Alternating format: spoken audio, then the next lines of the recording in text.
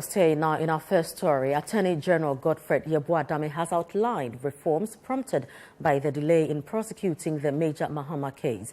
According to him, a major reform being initiated is to abolish or modify the jury system. He made this announcement during a visit by the late Major Mahama's family to express their appreciation. Here is a detailed report. The death of Major Maxwell Mahama has inflicted unimaginable grief upon his family, particularly his mother, Veronica Bamford. It's taboo to mentioning his name around me. The doctors abroad have been very good and have been there for me and taking good care of me. I was in and out of hospital. And while Ghanaians closely followed the tragic events leading to the soldier's death, his immediate family struggled to come to terms with the loss. Veronica Bamford, his mother, admits that she avoided hearing the distressing details of her son's death throughout the 6-year trial. Most of the things I heard on that day, that was my first day of hearing them. Because of my mental health, I was advised not to read anything about it, not to listen to anything.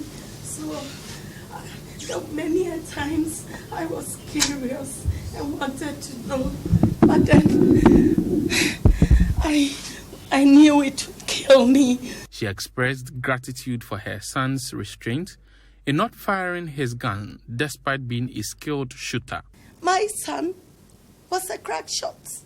He had a gun, yet he didn't kill anybody, and I'm thankful to God for that.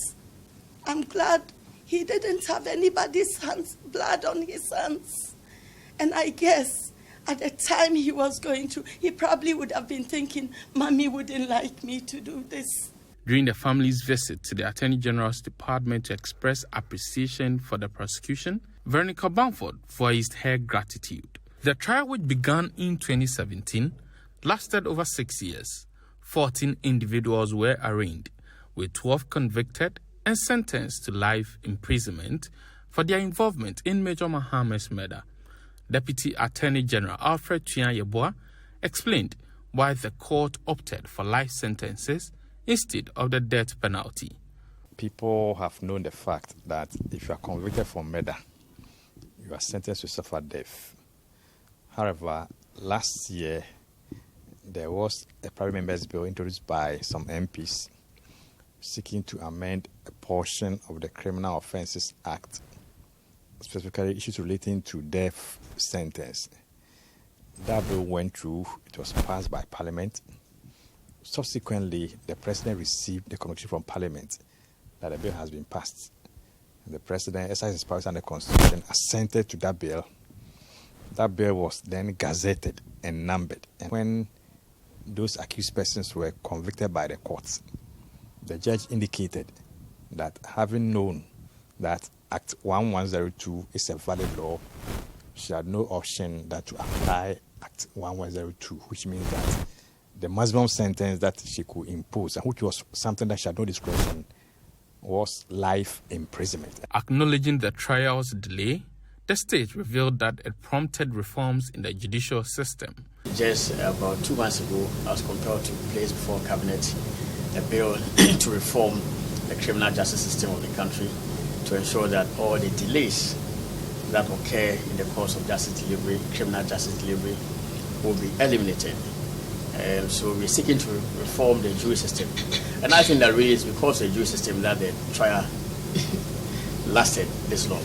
The family delegation, led by an uncle of Major Mahama, expressed gratitude to the state. They emphasized how the verdict and sentencing brought relief, especially to the deceased's mother. I would say psychologically, my sister has not been herself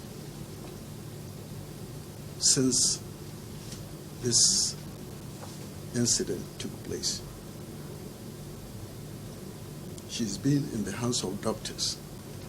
The day they announced the verdict, the minute they announced the verdict, she raised her hands. And I think from that minute, I've seen smile and laughter. Major Mahama's mother also requested that the state take care of his gravesite. I'd like to say whenever I go to his grave, the state of the grave breaks my heart. Right. If it were left to family, I would keep it well. It's supposed, I don't know who to speak to, but it's in such a mess. It saddens my heart to see it in that state. The Attorney General assured the family of government support in caring for Major Maxwell Mahama's memory.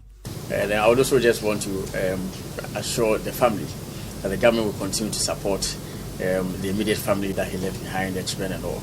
Indeed, right after the verdict, the Chief of Staff called me to her office for a meeting, and in my interactions with her, it came across that the government had actually kept its word in supporting the children and all that.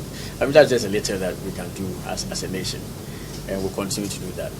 There's hope that the prosecution of persons involved in the murder of Major Mahama will lead to reforms and also deter people from engaging in mob action. Reporting for Citi News, Hansen Ajeman.